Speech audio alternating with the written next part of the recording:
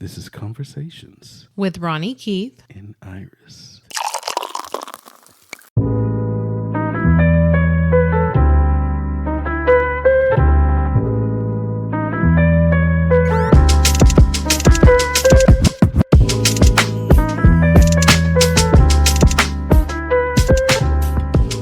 All right, thank you guys for joining us back again here. Yes. We are delighted to have you guys sit here and listen to us. Downloading, listening, and sharing with everyone. Thank you. Yes. And so I know that you guys have heard in the past episode here, the show will be transitioning still. Yeah. We have a few episodes that we are producing together still, but it will still be conversations, but it will be Conversations with Iris. As yes, you guys I'm know. excited. And thank you for the pouring of support and love, the fan mails. I have so many individuals that have reached out and said, hey, congratulations. It's going to be a great journey. And I'm just excited. I can't wait. Thank you. Very, very excited. I am very proud of what my wife is doing and is going to do. And again, like I said, sometimes you will hear me on the show with her. Sometimes you won't. What I will like to say is thank you guys for the support. Just want to give a quick couple of shout outs to a few cities here. We have Let's a special show today with a very special guest as usual. And so we will make sure to bring our guests on here in a few minutes, but we want to give a quick shout out to Clover, South Carolina, Westport, Connecticut, Jacksonville, Florida. I don't even know what this place is called. Tyler. Don't get mad at me. I'm sorry. Province of. How do you say that again? Tyler. Province of Pampanga. Davao City, province of Davao del Sur. Falkenstein, Saxony. Bowling Green, Kentucky.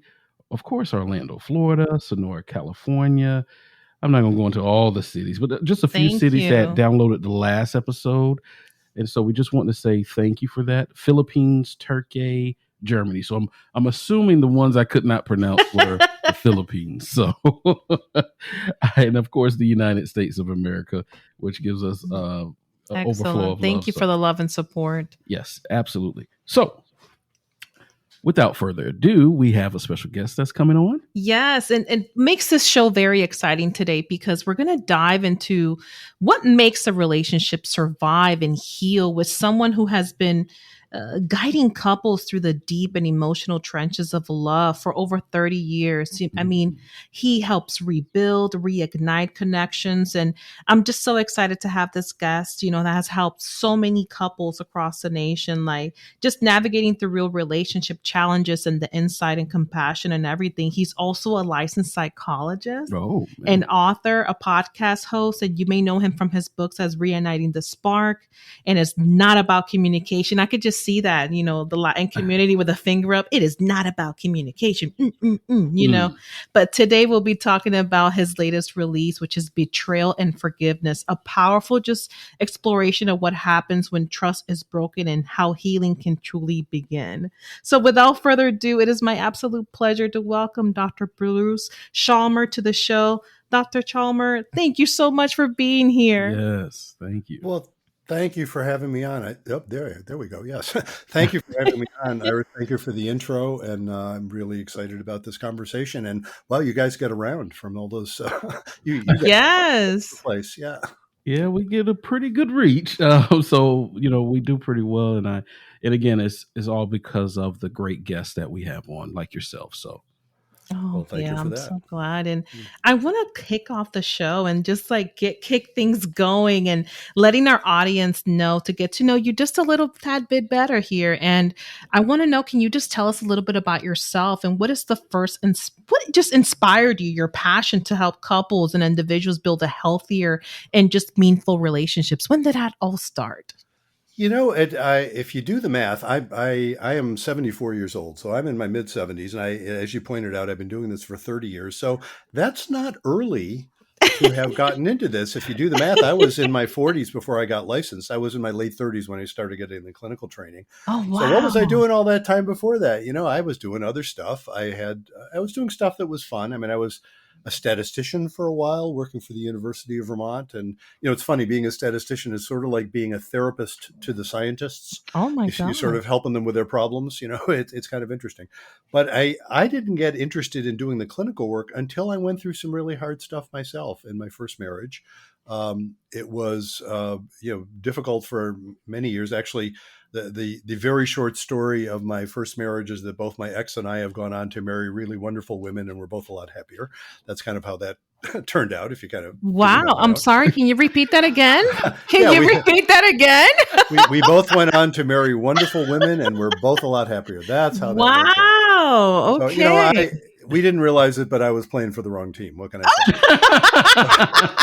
say? Did she know? I mean, hello. Well, it took her, she's my age actually. And our generation, it took a long time to figure that out. And that's not surprising. And so, we all get along fine now, but that was painful. I make light of it, but that was painful.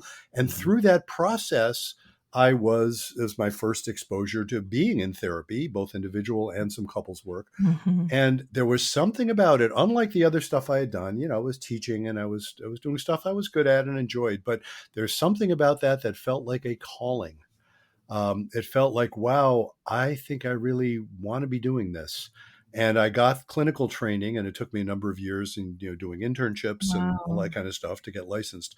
But once I started doing that, I was working with individuals and families and couples, and something about the couples work, probably from my own experience of having gone through some hard stuff, something about the couples work I just found so inspiring and compelling. And, most of what I've learned in doing that work, I learned from the folks I work with. By working with people who are struggling and in pain, and often showing so much courage and resilience and determination that they want to figure this out. I've learned a lot from that, and I find that very inspiring. And writing books, it's a fun thing to do, to write books, but I think I wrote the books that I've written mostly because of all the stuff I've learned from the couples I've worked with. It was really inspiring, and I wanted to share that with other people. And of course, what you've been through personally, you've been through a lot, especially with your first marriage. So I'm pretty sure that a lot of that came into play when you wrote the books as well. I'm hoping, yeah. Yeah, definitely. I learned a lot from that. And it's funny. There are folks who like being married and folks who don't. Do you know what I mean? It seems like there's a lot of that. My story, I tell people I liked being married even when I was in a marriage that wasn't working. I like it a lot better now that I'm in one that is working. But there's something about marriage that I find really, I guess I'm the marrying kind. Do you know what I mean? I like the idea of being in a couple. Yeah, it sounds like you are too, right? Yes, yeah. It's something about calling your significant other like hubby, or, oh, that's my husband. In your case, oh, that's my wife. It sounds inspiring. And to me, marriage is beautiful. I really do. I think marriage is just a blessing. Yeah, and often, I can't think of another way to learn a lot of the stuff that we end up needing to learn. When you're with someone and marriage is not just, it's not merely being in love, which is a lovely thing, of course, but not a small thing, but it's really dedicating yourself to a particular identity. Being part of that couple becomes part of who you are. And that other person that you're married to, it turns out they're not you. It turns out they're separate. They're different in some ways. In fact, a lot of those differences are what attract us. But there's also those same differences that tend to be sometimes annoying or difficult, or just, sometimes big differences about, where you disagree about some really important things. So working through that stuff forces growth. And I really value it for that as well. And that's beautiful to hear, Dr. Chalmer. And I would like to talk about the wonderful work that you have done, your publishings. You have, before we go into your new book, The Betrayal and Forgiveness, you've also written other books like Reigniting the Spark, and it's not about communication. And I think that book, I don't know, like I mentioned, as a Latina, I could picture a lady with her index finger up, moving her head like, it's not about communication. I don't know. I just see that in my mind. I don't know why, but so talk to me about that and what led to the betrayal and forgiveness, because that's the the book alone, just the name, just like, wow, that's powerful. That's just deep. Yes. So talk to me a little bit about reigniting the spark, and it's not about communication there before we delve into the new book. Sure. Well, reigniting the spark. Excuse me, I'm getting over a cold here. No, it's okay. Yep. I'll sip some water while we're doing this. Reigniting the spark, I wrote actually as a way of expanding on a 7-word, I don't know what to call it, formula I kind of concocted early on in my private practice, close to 30 years ago. And in fact, I was going to call the book Couples Therapy in 7 Words, but the publisher thought that was not a great title. And I think the publisher was probably right. But in any case, that's what that book is about. It's about the 7 words, and the 7 words are be kind, don't panic, and have faith. And I organized the book around those 3 principles because I realized it's kind of, if you boil it all down, I mean, artificially boil it all down, that's kind of what I'm telling people when I work with them. It's like, well, be kind in the sense of recognize your kinship. And you can't do that when you're in a panic. And of course, what is the antidote to panic? Well, it's faith. And I don't necessarily mean religious faith, although religious faith often helps.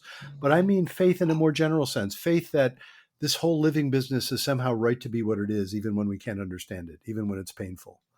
And so that first book, Reigniting the Spark, was all about understanding what happens to couples, and I'm talking about couples where they're not crazy and they're not evil and they're not stupid. You know what I mean? Like the vast majority of people I work with are not crazy, evil, or stupid. Why does it so often happen that long-term relationships kind of go cold, and how do you reignite that? And it has a lot to do with kind of exploring that 7-word formula.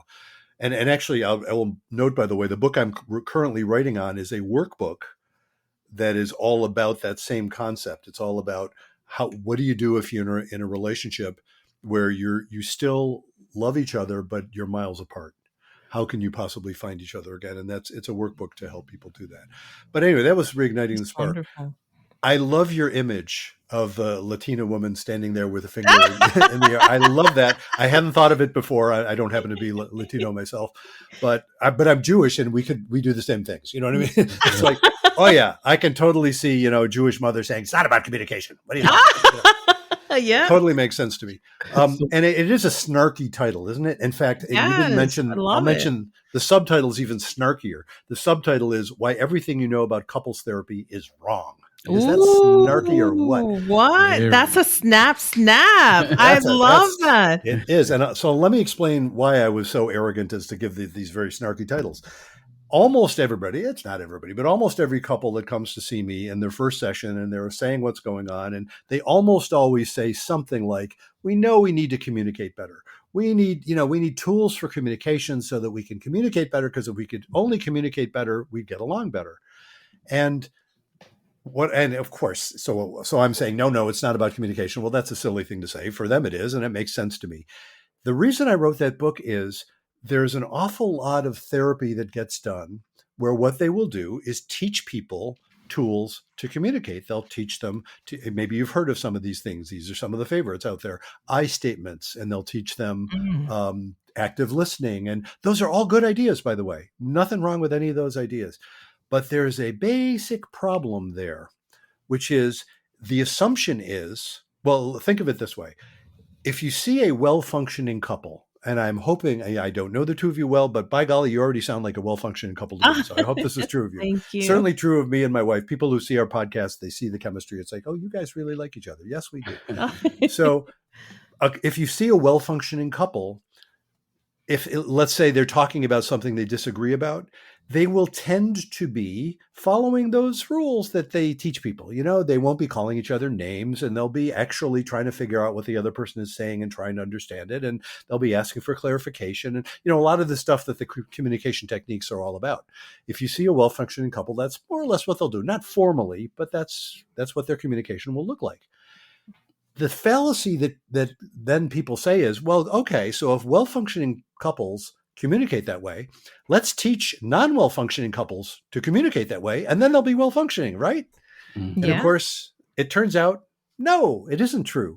If you teach a couple that is largely detesting each other or being contemptuous of each other or being really nasty to each other or just scaring the heck out of each other, if you teach a couple like that to communicate with those tools, what they will be very effectively communicating is all of that nasty stuff.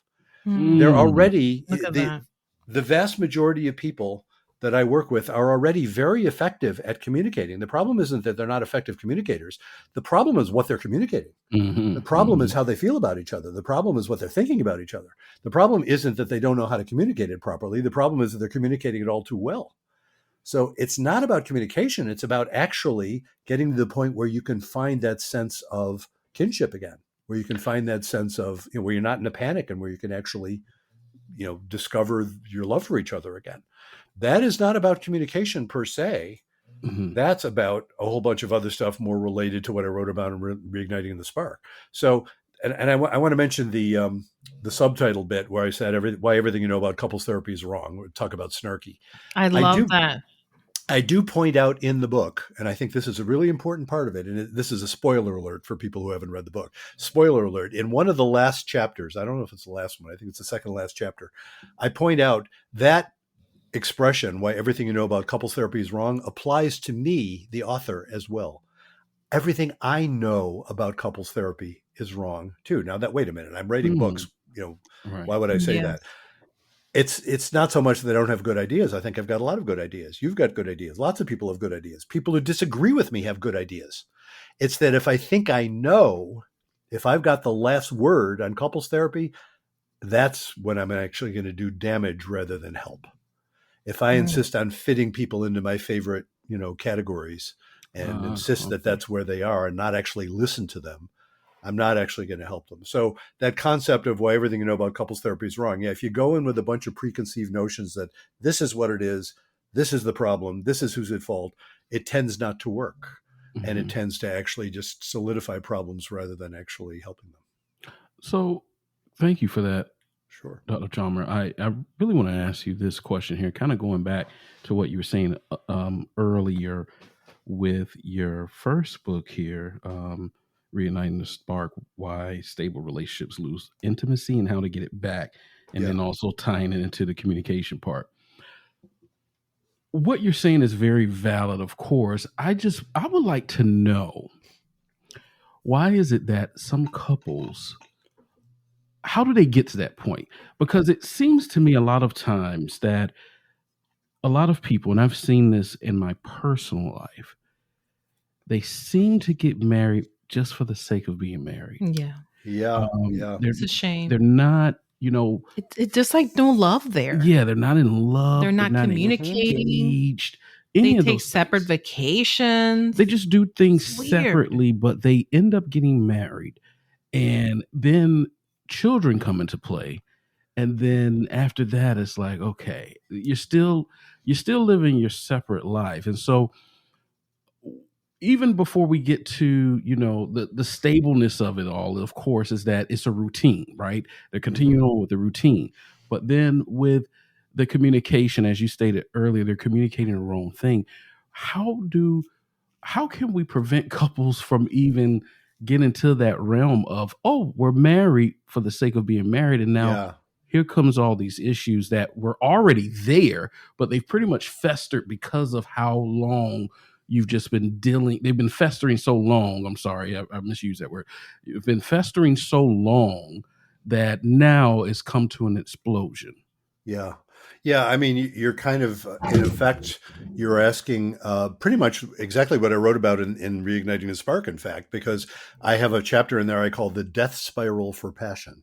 And it's very related to what you're talking about. If you think about, and it's sort of in the subtitle of that book, if you think about that very thing you're saying, some people get married just to get married. If you think about the needs we're trying to fulfill by being in a couple, what keeps people wanting to be in a couple? What I'm saying is there are two sets of needs that need to be fulfilled adequately for a couple to want to stay together. And the two sets, and the reason I talk about two sets is the skills you need for one are very different from the skills you need for the other. So what do I call the two sets? I call them stability and intimacy. So when people experience stability, stability is all about things, I'm just using the word in its usual sense. It means things don't feel shaky. It means you're not scared about it. You're not worried about it. there's not a lot of anxiety. If you wake up in the morning and you're not worried about your relationship, it feels stable. That's kind of what stability is. And that's important. We want stability. Those folks you're describing who just get married to get married, often what they're looking for is stability. They're saying, well, I want to build a life. I want it to be stable and predictable. And I want to have a sense that I have a partner if something goes wrong, and nothing wrong with any of that stuff. But intimacy is also a need. And here I better define my terms, because I don't just mean sex. I mean more broadly. Intimacy is when you are present and honest with yourself and each other. And intimacy is what any individual needs, and also a couple needs, to feel alive.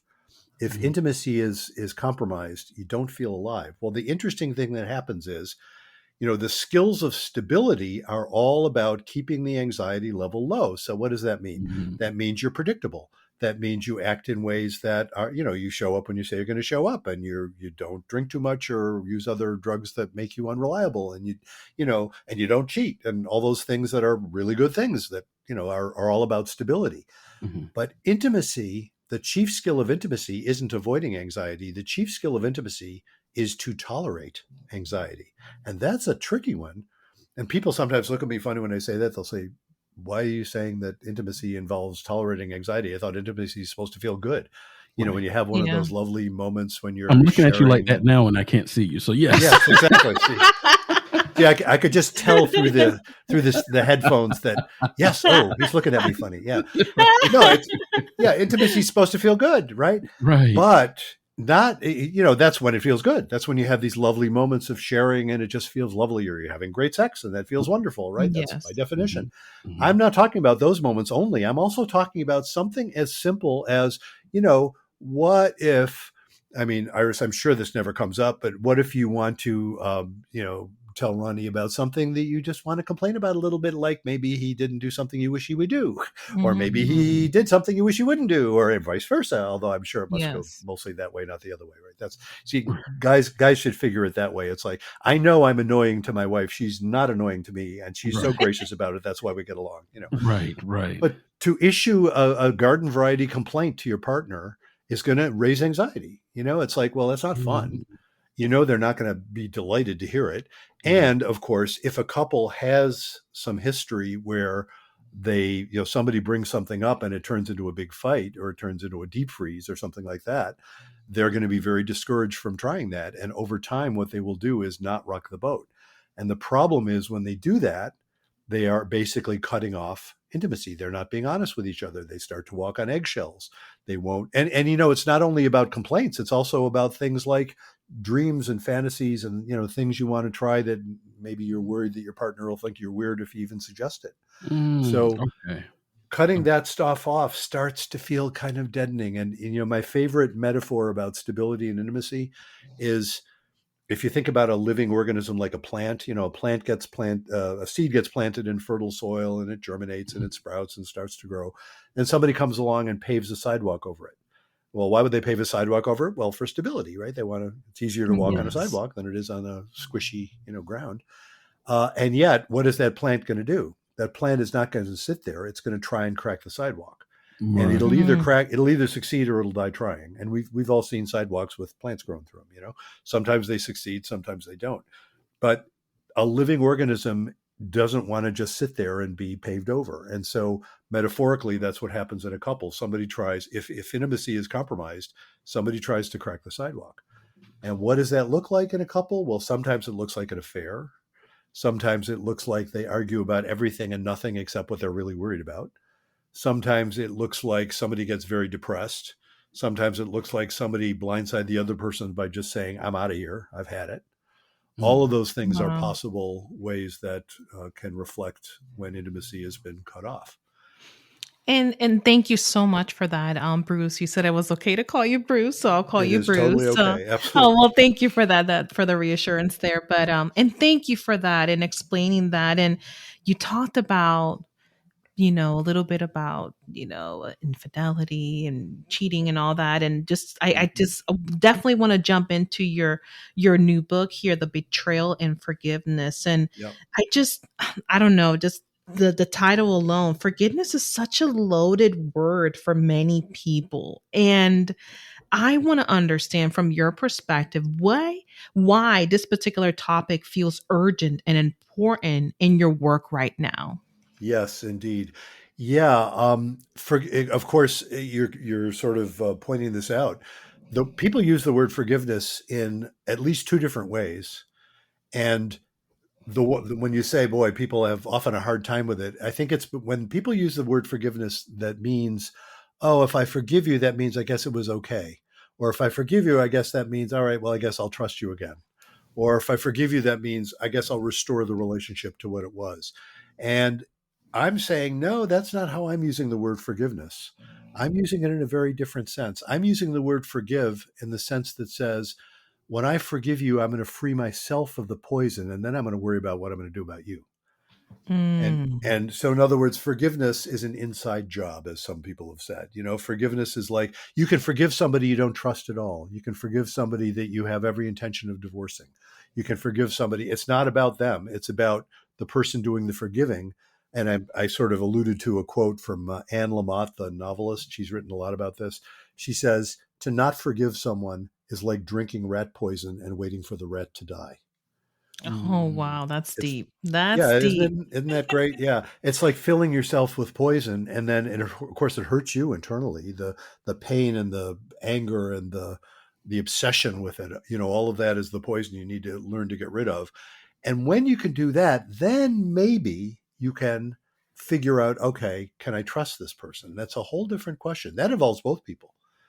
But forgiveness, so I consider forgiveness to be a really important part of healing from betrayal. Now, this happens to be, I think I heard this on the news. This is the 10th anniversary of that awful shooting in Charleston. Am I remembering that right? I Yes, Oh, think it it's the is. 10th yeah. anniversary. Mhm. Do you remember the folks, the survivors of the people who were killed in that, Mhm. saying I think it Oh, was yeah. at the arraignment of the shooter, Mhm. saying, oh, that they could forgive him? Mhm. I was Mhm. so moved by that. Mhm. And clearly, they're not talking about they can trust him. Right, Yeah, right, right, right, courage. right. They're That's talking all that about, was.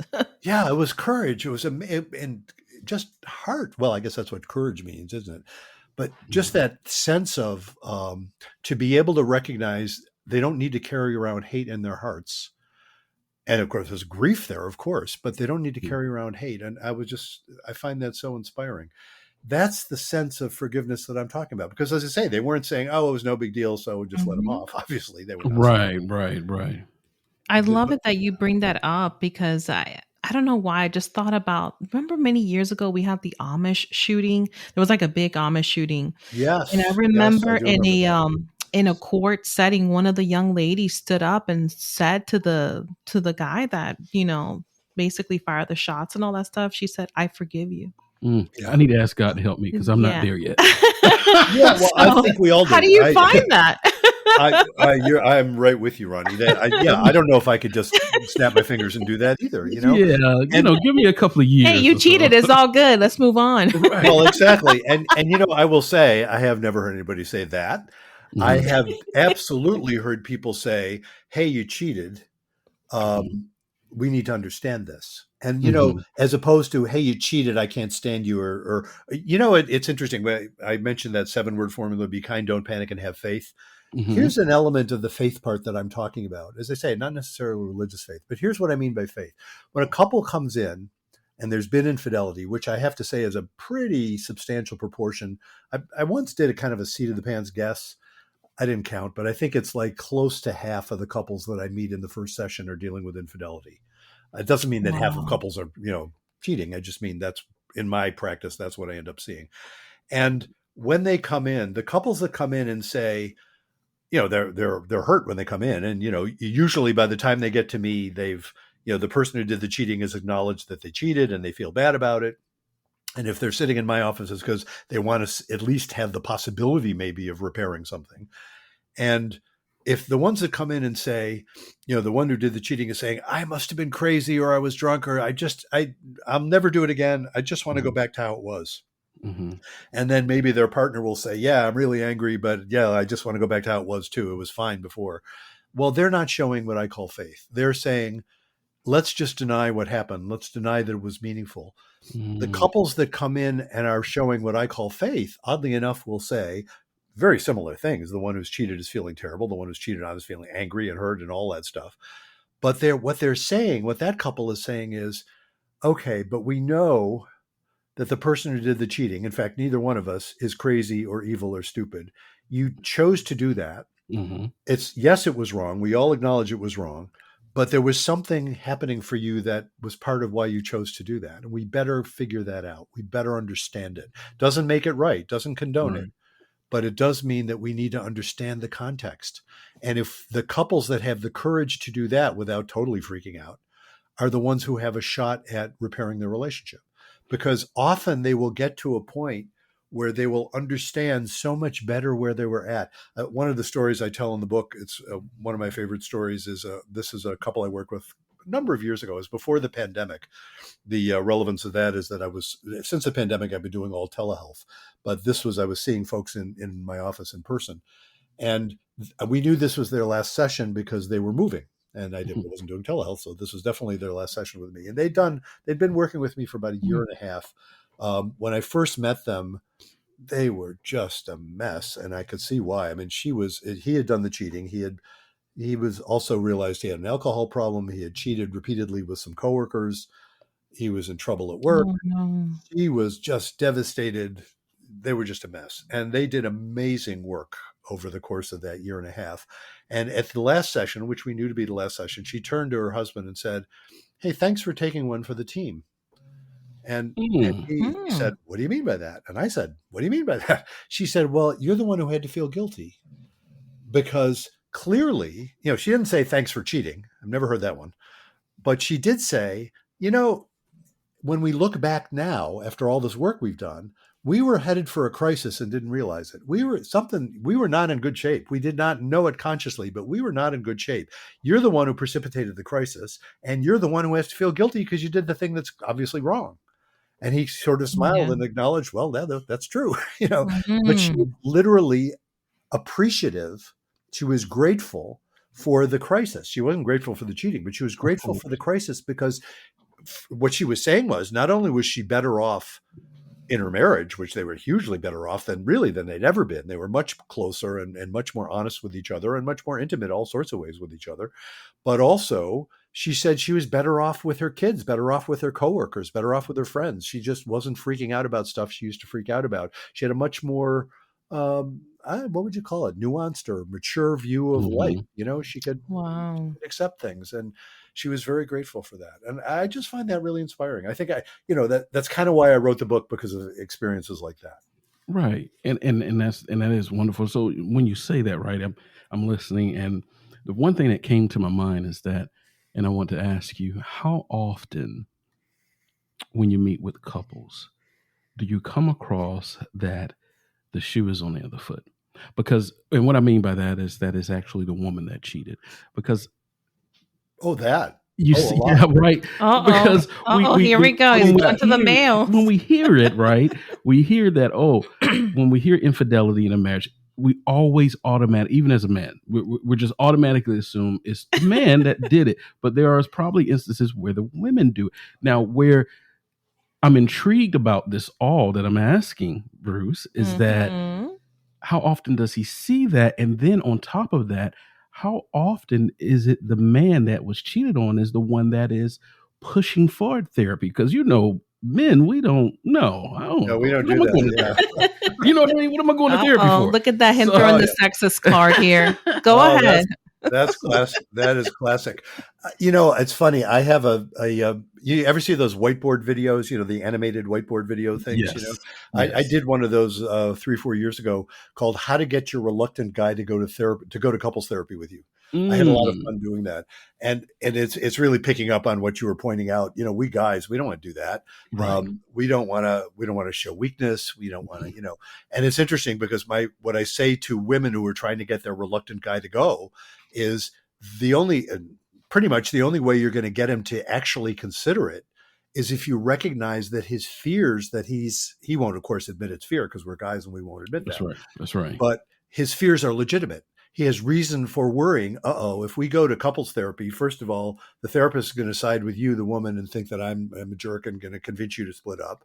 Or even if he or she, even if the therapist doesn't side with the woman, the therapist will bring out things so that you, the woman, will be thinking, what am I with this jerk for? And, in other words, he's worried about losing her. That's what he's worried about. That's why he doesn't want to do it. And so, when she understands, well, he's got, we all know couples where that was probably true. They went to couples therapy and split up. I've certainly worked with quite a few that do split up. Mhm. So there's that fear. But let me address the part about who's doing the cheating. I just, it's so interesting. I just happened to use an example where it was the guy cheating, but that's not because that's overwhelmingly the case. I see it. I don't know. I haven't counted, but I think I see it almost as much one way as the other. You know what it's similar to? It's similar to the question if a couple comes to me and they're saying, we're having trouble in our sex life. One of us wants it a lot more than the other. Stereotypically, we're all thinking, well, guys want it a lot more than women. It isn't true. It is simply not true. I maybe it's tilted a little bit that way, but I think I see lots and lots of couples where it's the woman saying, why doesn't he want to have sex with me? So, and it's similar with cheating. It's like it is very often that is the case that the woman is the one who did the cheating. Now, in terms of who sets up the therapy, interesting question. I haven't really thought, I haven't done any counting on that in terms of my own practice. My gut impression, as you ask it, is that when a guy is setting up the therapy, it's for one of two reasons. Either the woman is insisting that he do it, and she's saying, I'm tired of doing everything. And, either it's therapy or it's Splitsville, so you better do it. And so the guy's sort of, it's like he's mandated. It doesn't happen to be by a court, but it's by his wife. Yeah. So the guy will do it. Or he's in such pain because he worries he's losing his wife that he'll try anything. So maybe those are some of the ones where maybe she's cheated. Although if she's done the cheating and he wants the therapy, oh no, I've definitely seen situations where that's true, where she's done the cheating and he's the one pushing for therapy. Sometimes whichever person did the cheating kind of has one foot out already. Sometimes not, but sometimes they do.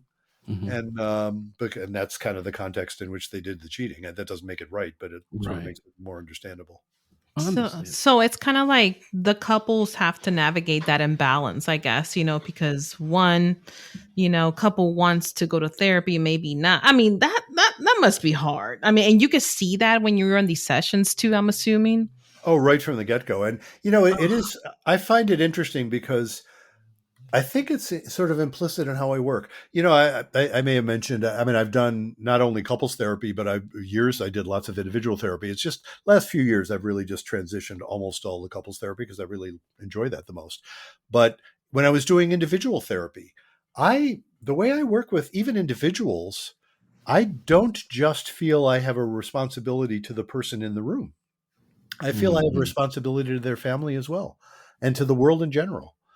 So I've always worked from a sort of a wider perspective than just the individual I'm talking to. So when folks come into my office, when a couple comes in and, more often than not, it's the woman who wanted to and the man is a little bit reluctant. He, I think, experiences very quickly. They both experience very quickly. I have radical respect for both of them. If the guy is resistant, I'm feeling like, yeah, I know what that feels like. I'm a guy too. And, and I validate it. It's like, well, of course, that it's not surprising. This is largely, men aren't, we don't usually go around wanting to talk about emotional stuff. That's women's territory. Right. Women have way more experience doing it. I think there's some physiology to it, actually. I remember reading this years ago, and I haven't checked again to see if it's actually true, but it's a good story if it's true. I think what I remember reading is women have 25% more fibers in the corpus callosum, which is the main pathway between the two hemispheres of the brain. Women have way more fibers than men do. What does that mean? It means that there's way more information going back and forth between the two hemispheres. Now, if you think about it, the left hemisphere is the one that's doing most of the talking. And the right hemisphere is the one that's experiencing a lot of the emotion. It's not, I'm sure I just way oversimplified it, but that's kind of overwhelmingly what it is. And so women have if you look around, it's not surprising. Listen to a bunch of women talking, listen to a bunch of men talking. Women have way better language for how they feel and how they think someone else feels than men do. Right. It's sort of like women often have better language for color than most men have, things like that. There's all those sorts of things. And you could say, is it upbringing or is it physiology? I think there's elements of it that's physiology. We're different right from the get-go. So it's not Understood. surprising that therapy is kind of women's territory, even though, I'm a male therapist and I'm saying that. Right, right, right. The irony, right?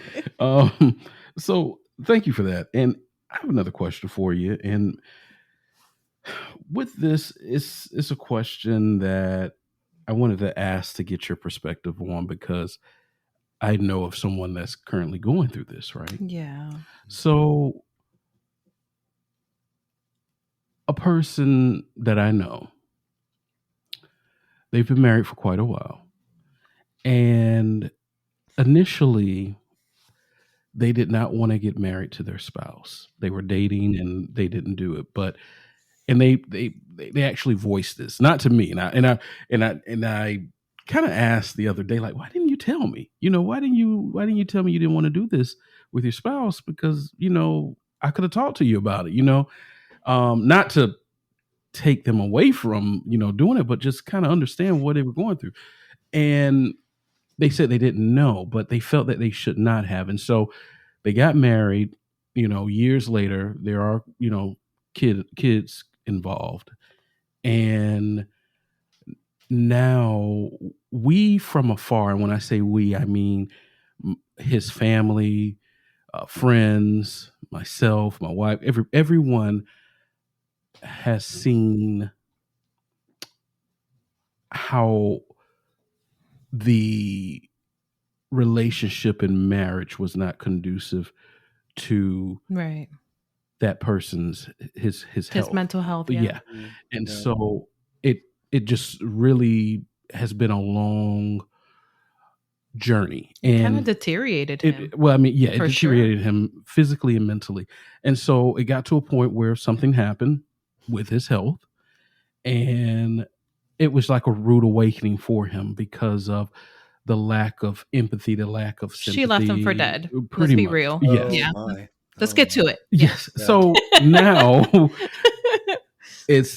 I'm out of this. I'm getting a divorce. This is it, right? So, and this is years and years and years of mental and emotional abuse. Years and years of it, right? Yeah.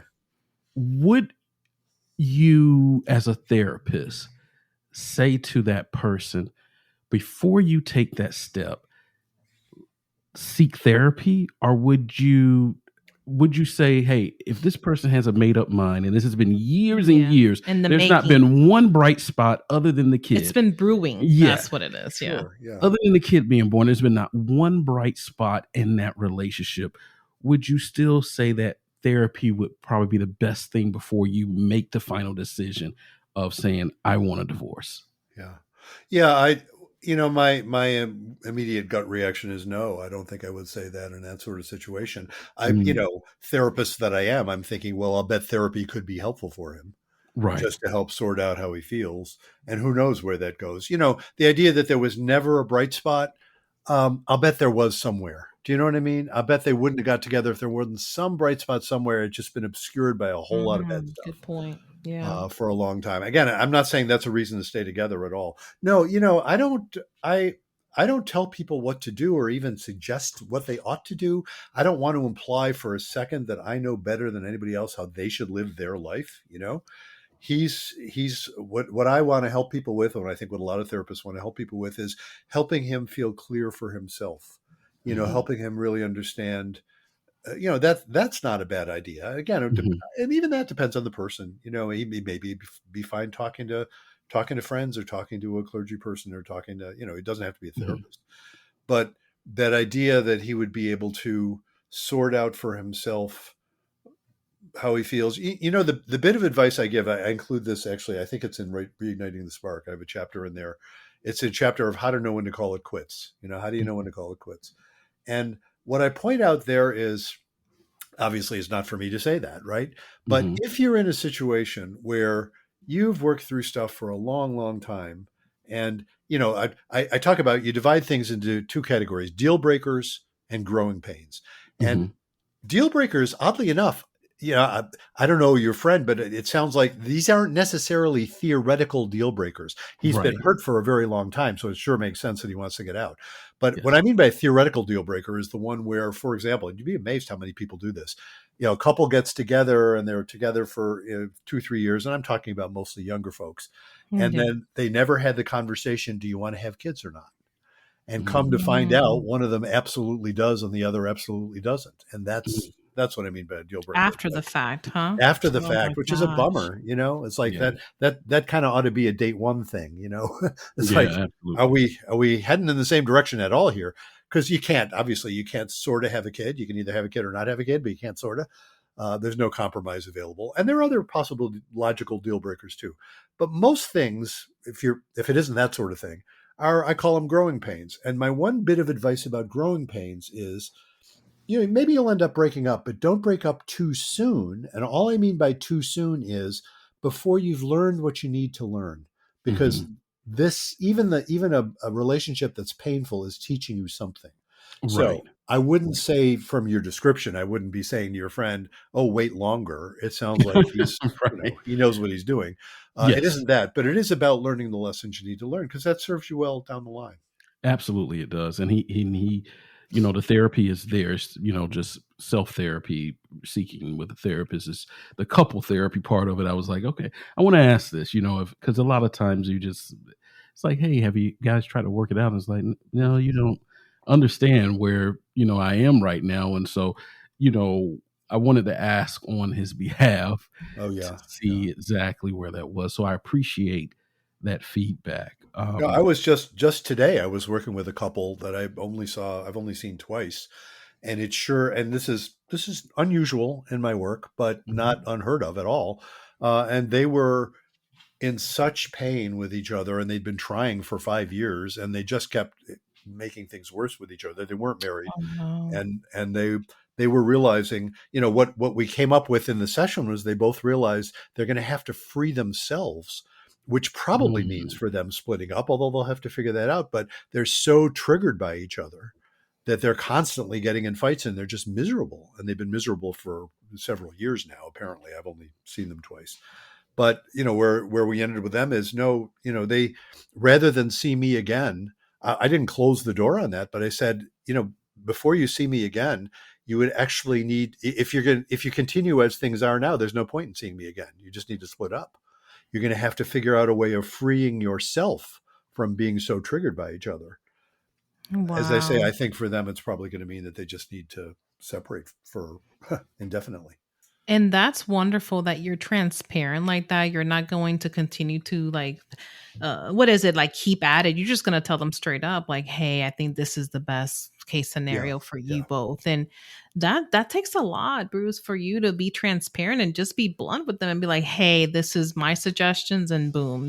Oh my Yeah. god, that's wonderful that you do that. That is Yeah. And selfless. That's awesome. well, thank you. I mean, I try to be cautious, and I was even with them. Not for me to tell them to split up or not split up.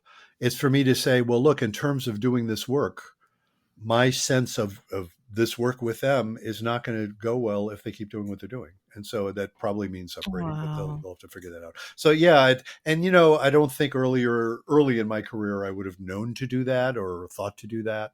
But yeah, you do get some experience over time. Oh my God. And Bruce, as we move on here to closure point, I feel like with all your beautiful work that you have written, I mean, your books, first of all, the titles, the subject lines, I just love it. They're sassy, they're eye-catching. Applaud you for that. Well, thank you. And your latest book about betrayal and forgiveness, I feel like each book, it seems like it offers something so valuable to anyone trying to better understand love, healing, and just that overall connection, right? And with this newest book, particularly, who is it really for? And what do you hope someone walking through betrayal or even someone trying to support a partner, just what's the overall take that you wish that they could take away from? Yeah, well, you just described exactly who it's for, which is indeed people who've been betrayed, and not necessarily recently, by the way. I've worked with folks who were betrayed 30 years ago and they're still hurting from it. So, Mm, betrayal, and, pretty much anybody over the age of, what would you say, 20, 25 has probably been yeah. betrayed at some point in their life. I mean, we've all had our hearts broken one way or another. But that it's for them, and indeed, as you pointed out, for people helping them. So and that could be like therapists, of course. It could also be family members or loved ones of people who want to help people who've been betrayed. So it's for them. And what I want them all to take away from it, I suppose if I were going to summarize it, it would be healing is possible. You can heal from this. It's incredibly painful for good reason. It's understandable. You're not crazy that it's so painful, but it is possible to heal. Whether that's together or separate with the person is a separate question, but you can heal. It can be better. I think that's what I want people, that sense of hope. I hope when they read that, and folks have told me who have read it, that has had that effect. It's like, it gives them that sense that it's possible to heal even from really painful stuff. Oh, that's beautiful. I just love that. I don't know why, but that resonated with me in my heart. So you made my heart skip a beat here. But Bruce, I just want to thank you so much for sharing your time, your wisdom, and your heart with us today. Your transparency and your book, Betrayal and Forgiveness, it seems like an honest, and I just hope it's going to be a guide for anyone walking through the pain of broken trust. And I know that today's conversation will resonate with many people as well. We're going to be touching a lot of our audience members. But before we go, can you tell our listeners where can they find you? Yeah, easiest place to find out anything about me is at my website, which is simply brucechalmer.com. So if you spell it right, you'll have it. It's BruceChalmer.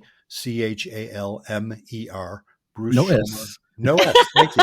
Thank you for that, Ronnie. I appreciate that. As we discussed before, people are always tacking S on. But don't put that or you won't get the right website. Yeah, That's right. brucechalmer.com. And that has information about my practice, also about my books, also about the podcast that my wife, Judy Alexander, and I do called Couples Therapy in 7 Words. You can find it all there, brucechalmer.com. You can find my books any place you get books, as they say.